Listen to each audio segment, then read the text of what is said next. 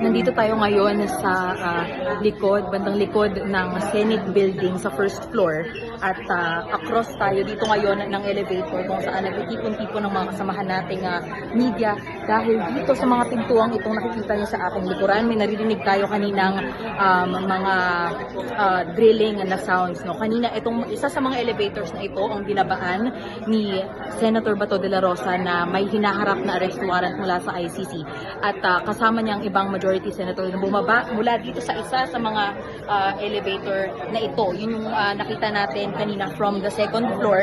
Ang pagbaba po nito, ang katapat po niya, itong may drilling sounds na according sa isang personnel ng Senate Office of Sergeant at Arms, sabi nila ay ang kabilang dulo naman po ng mga pintuang ito ay GSIS parking na.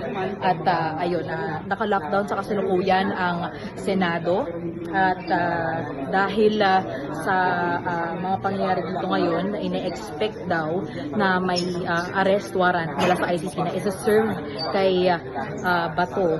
Pero dahil nga naka-lockdown kami ditong mga miyembro ng media, hindi na natin nalalaman kung ano yung nangyayari sa labas. Ako si Kit Flores, nag-uulat para sa Inquirer.